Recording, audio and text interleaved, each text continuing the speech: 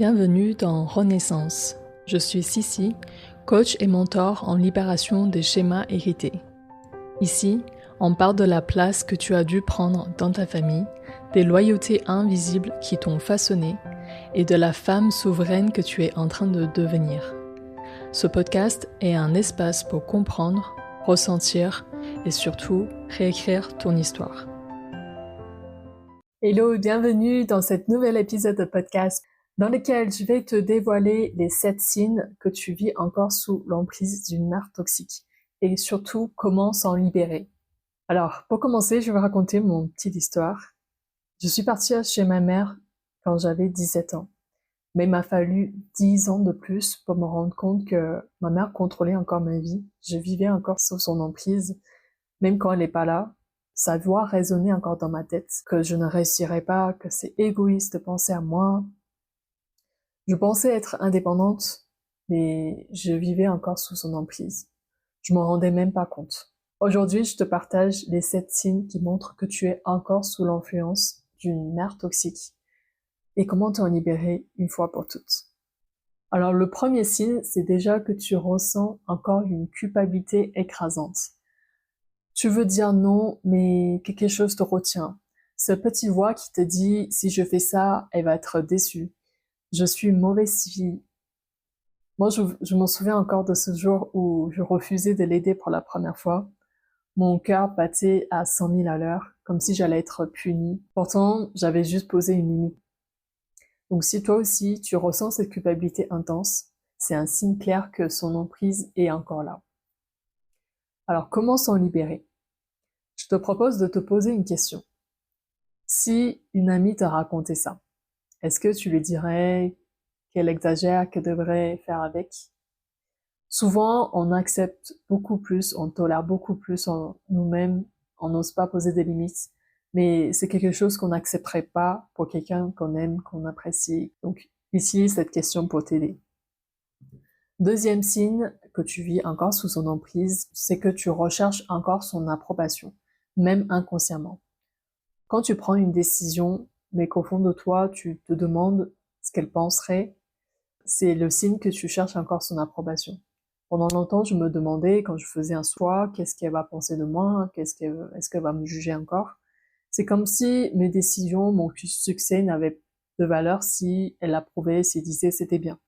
Donc si toi, tu ressens ce besoin d'être validé par elle, c'est que tu vis encore sous son emprise. Alors pour s'en libérer, tu peux essayer cet exercice d'imaginer que ta mère n'existait pas. Si tu devais pas lui demander son avis, si son avis comptait pas, qu'est-ce que tu choisirais? Troisième signe, c'est que tu minimises ce que tu as vécu. Quand tu dis « elle a fait de son mieux »,« c'est moi qui dramatise », ces phrases, je me répétais tout le temps. Un jour, une amie m'a dit si c'était ma mère, je couperais contact avec elle, tu lui dois plus rien, d'après ce qu'elle t'a fait vivre. Et ça m'a fait vraiment bouleverser. J'ai réalisé à quel point j'ai minimalisé ma douleur et à quel point je niais mon vécu. Alors, comment se libérer? Commence déjà par valider ce que tu ressens. Peut-être le fait d'écrire va t'aider à voir les faits sans chercher à les excuser. Peut-être les confier à une amie de confiance.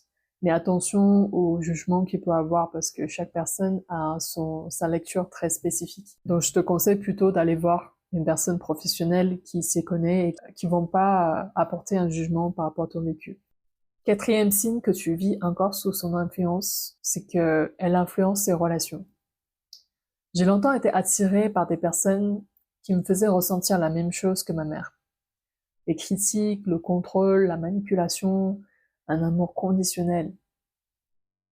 Est-ce que toi, tu as déjà remarqué que tu attires des partenaires ou des amis qui te rappellent inconsciemment ce schéma, ce qu'elle faisait ressentir? Si c'est le cas, essaie de prendre du recul et demande-toi, est-ce que cette relation me fait revivre mon passé? Cinquième signe, c'est que tu ressens encore de la peur face à elle. Quand son nom s'affiche sur ton téléphone et que ton cœur s'accélère. Je sentais que ces messages me généraient beaucoup de stress, beaucoup de frustration, même quand je vivais à distance, même quand je ne vivais plus chez elle. Donc, dans ce cas-là, c'est très important d'apprendre à poser des limites, à dire non progressivement, même si c'est dur, même si c'est des petits non au début, même si tu t'entraînes sur des relations qui t'impactent le moins, peut-être les amis, les collègues de travail, et de plus en plus apprendre à affirmer tes limites, parce que tu as le droit de poser des limites. 6e signe, c'est que tu vis encore selon ses attentes et pas les tiennes. Si tu as l'impression d'avoir fait une carrière pour lui faire plaisir, si tu as choisi un mode de vie qui lui rassure et que ça te fait pas vraiment vibrer, demande-toi, est-ce que c'est vraiment ce que tu veux toi, ou est-ce que c'est pour encore obtenir sa validation, lui faire plaisir, peut-être faire changer son avis sur toi. Moi, j'ai mis aussi des années à réaliser que mes choix étaient pas les miens, mais les siens, quand je cherchais absolument à performer dans ce que je faisais, à obtenir des bonnes notes, à obtenir des promotions. Mais si c'est pas ce que tu veux, ça te fait pas réellement vibrer. Donc, écris vraiment ce qui te fait vibrer réellement. Essaie de ressentir à l'intérieur de toi, est-ce qu'il y a une flamme qui se ravit, et pas pour juste faire plaisir à quelqu'un. Le dernier signe, c'est que même loin d'elle, elle contrôle ton esprit. Tu as peut-être coupé les ponts, mais elle est encore toujours là dans ta tête. Elle n'a même pas besoin d'être physiquement présente pour influencer tes pensées. C'est le signe ultime d'une emprise profonde. Donc si c'est le cas, essaie de remplacer sa voix par la tienne. Essaie d'être attentif à ce que tu te dis chaque jour. Et imagine-toi en train de lui répondre avec force, avec assurance, avec toi, ce que tu penses réellement.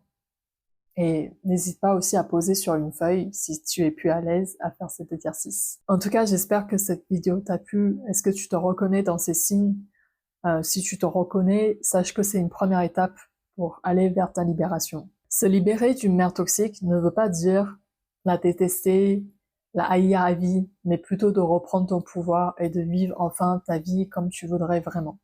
Si cette vidéo t'a parlé, dis-moi en commentaire quel signe t'a plus frappé dans cette vidéo, dans cette podcast, et surtout qu'est-ce que tu vas mettre en place pour t'en libérer dès aujourd'hui.